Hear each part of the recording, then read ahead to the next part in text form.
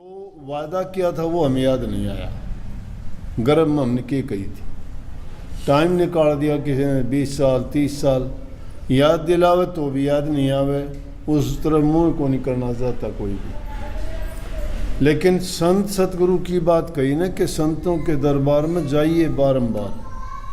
बारंबार जाने का मतलब क्या है, बार बार जाओगे तो जो वादा किया था तुम भूले हुए वो याद दिलाओगे कि देख भाई ये दुनियादारी के रिश्ते कच्चे हैं, पक्के नहीं हैं। कोई भी हमारा साथी, कोई भी सहाई, कोई भी हमारा हितकारी नहीं है।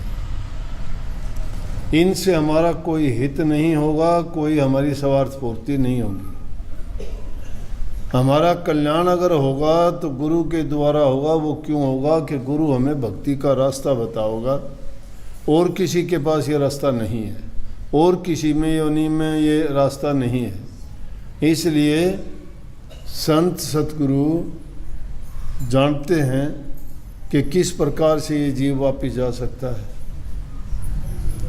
क्यों, और इसलिए उनका रास्ता क्या है, जिसको हम नाम भक्ति कहते हैं, गुरु मंत्र कहते हैं, उपदेश कहते हैं।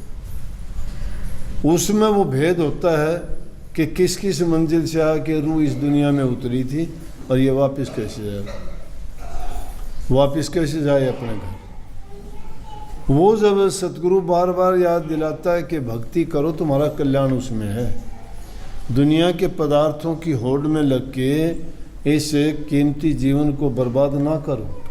नशे विषय विकारों में पड़ के तुम अपने जीवन को, जो थोड़ा समय है, ज़्यादा नहीं है, देखने में लगता है खुश होते हैं, जन्म होने के बाद खुशियाँ मनाते हैं। अब 2 साल का हो गया, 5 का हो गया, 10 का, 20, 50 का हो गया, लेकिन वो उम्र जो घटती जाती है वो बढ़ती नहीं है। खुशी नहीं, उसमें पछतावा करना चाहिए कि जो किसी की पूंजी घटती है तो खुश थोड़ा होता उसको देख के। लेकिन ये भी इंसान को एक भूल लगी है, ये उम्र के साथ जो बढ़ती जाती है खुश होता है, लेकिन पता कब चलता है, जब चौथे पड़ में चला जाता है। फिर इसको जो बात संत इसको जवान उम्र में बताते हैं कि कोई साथी सहाय नहीं है तुम्हारा, और जब वास्तविकता सामने आती है उस उम्र में कोई साथी नहीं होता। किसी को बोल अच्छा नहीं लगता, किसी को तुम्हारा चेहरा अच्छा नहीं लगता, शक्ल बिगड़ जाती है।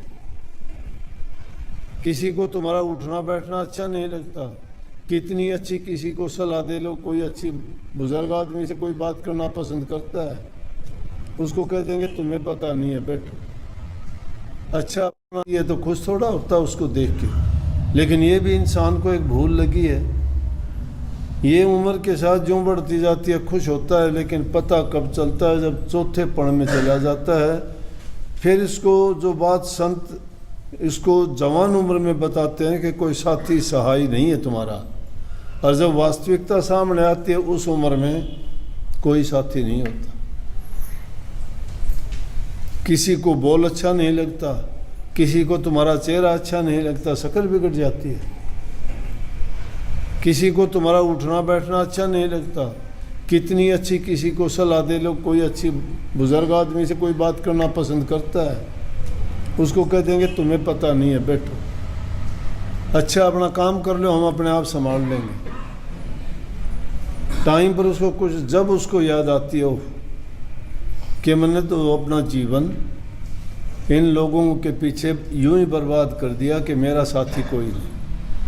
इसलिए सतगुरु को सच्चा साथी यूं मानते, उनका उपदेश और उनका दिया हुआ ज्ञान सर्व हर काल में साथ रहता है, हर काल में साथ रहता है।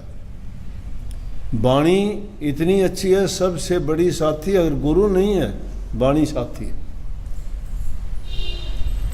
जब भी एकांत में जाते हो तुम्हें और कुछ याद नहीं हो, या जब कोई भी तुम्हारे दिमाग में या तुम्हारे हालात कुछ अच्छे ना हों, उस वक्त में भी एकांत में बैठ के थोड़ा अगर चिंतन करोगे, तुम्हें गुरु की कही हुई वाणी उपदेश याद आ जाएगा।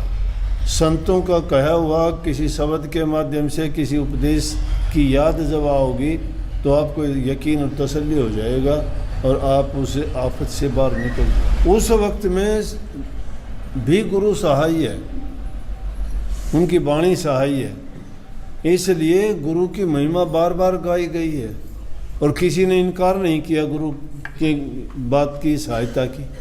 एक भी अगर धर्म ग्रंथ या इतिहास का कोई एक पन्ना भी बता दो, एक लफ्ज़ भी किसी ने ये कहा हो कि गुरु होना गलत है, ये गुरु शिष्य की सहायता नहीं करता।